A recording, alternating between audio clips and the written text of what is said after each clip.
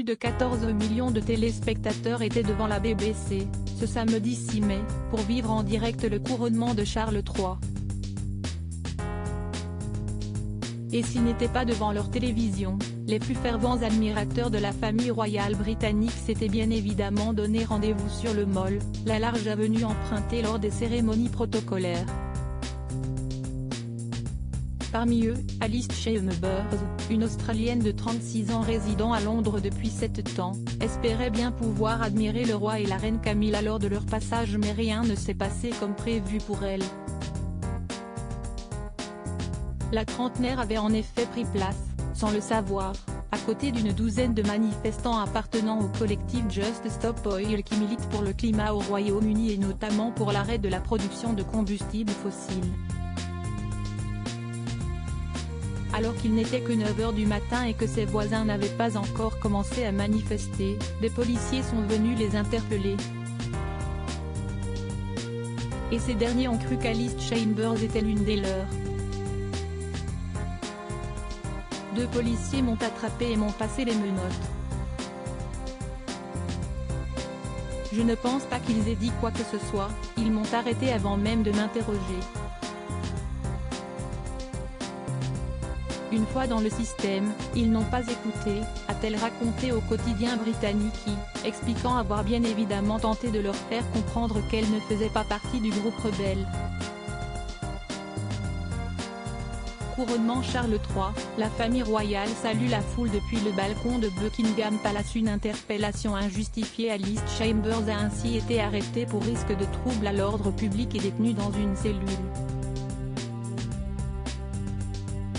La jeune femme a alors été interrogée à plusieurs reprises par la police, elle a dû se soumettre à des fouilles corporelles et consentir à un prélèvement de son ADN et de ses empreintes digitales. Ce n'est qu'à 19 h, lorsque 2 officiers supérieurs l'ont interrogée, que la police s'est rendue compte qu'elle n'était qu'une spectatrice innocente. J'ai expliqué tout ce qui s'était passé.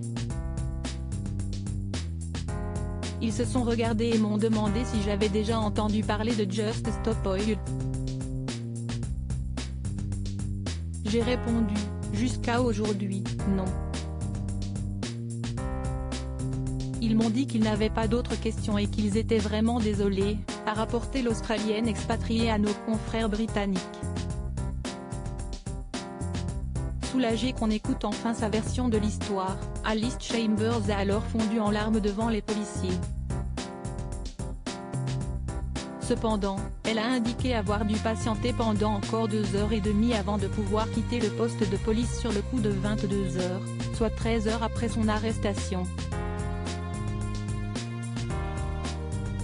Tout le monde avait passé une journée incroyable, et moi, j'avais vécu tout le contraire, a-t-elle résumé, résignée et déçue d'avoir manqué cet événement historique qui n'est pas près de se reproduire de sitôt, contrairement à la parade Trooping of the Colour à laquelle cette fervente admiratrice de la famille royale britannique a déjà assisté.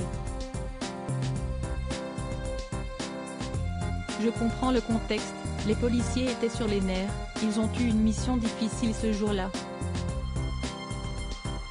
Mais ils doivent mettre en place de meilleures procédures et une meilleure formation, car des personnes innocentes ne devraient pas être enfermées aussi longtemps, a également déploré la jeune femme qui a porté plainte auprès du service des forces de l'ordre concernées et de la police des polices.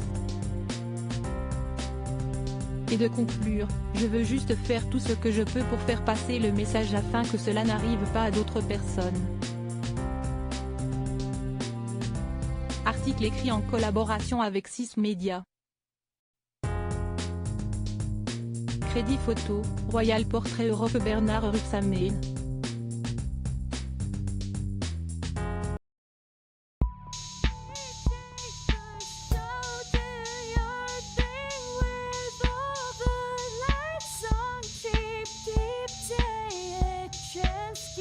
Keep